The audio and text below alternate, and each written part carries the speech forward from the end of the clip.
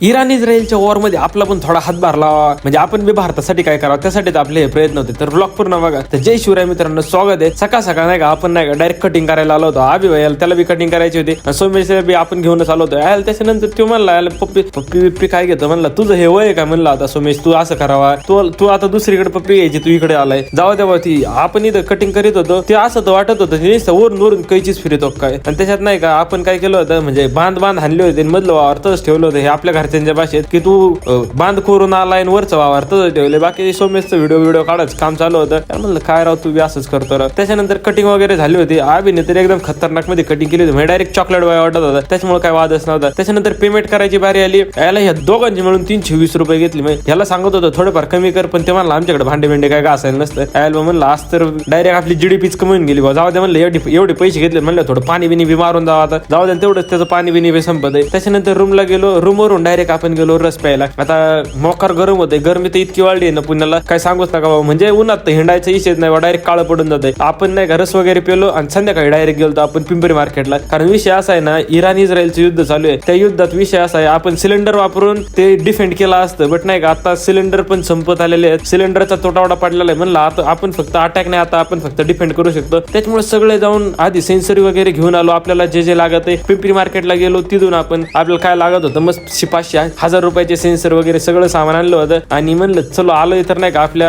मोबाईलला एक चड्डी घ्यायची होती, त्याच्यामुळे इथं आलो. पण इथं अख्खं बघितलं पण आपल्याला तर काही भेटली नाही. त्याच्यानंतर म्हणलं यायला जाऊ द्यावा. आता इथं गाडी बी नेता राहिलेली आपली पोलिसांनी, त्याच्यामुळे गाडी बी पार्किंगला लावून निघलो आपण डायरेक्ट घरच्या दिशेने. घरी आलो. रूमला आल्या आधी म्हणलं डायरेक्ट आता बस बाकी काहीच नाही वेगळं. आजचं एक टाइमाचं जेवण नाही झालं तरी झालं, पण आपलं जे काम आहे आपला जो प्रोजेक्ट आहे ते कम्प्लीटच झाला पाहिजे. आपल्याला इलेक्ट्रॉनिक्सचा प्रोजेक्ट दिलेला आहे कॉलेजमधून. कॉलेजवाले मोकार आलडो राहिले की प्रोजेक्ट द्या आणून त्याच्यामुळे म्हणलं आधी प्रोजेक्ट बनवून घेऊ आणि बाकीचं नंतर. आपला प्रोजेक्ट डाय अल्ट्रासॉनिक युझिंग आर्डिनो, म्हणजे अल्ट्रासॉनिक सेन्सर युझिंग आर्डिनो असा विषय आपला. ते काय करतं, मिसाईल आलं का लगेच डिटेक्ट करतं किती मीटरवर किती सेंटीमीटरवर मिसाईल आहे, आणि लगेच लाईट बी लागते आणि लॅपटॉप मध्ये बी कळून जातं. बाकी तुमचं म्हणणं असेल तर आपण त्याला साऊंड लावू शकतो, काका मावशी अण्णा मिसाईल आला मिसाईल. पण आपण म्हणलं ते नको, ते लय आती होतंय. बरं बाकी जाऊ द्या. तुम्ही आपल्याला नाही का ह्याच विषयावर फॉलो करून घ्या, लाईक करायला तर अजिबात पण विसरू नका. तर भेटू उद्याच्याला. धन्यवाद.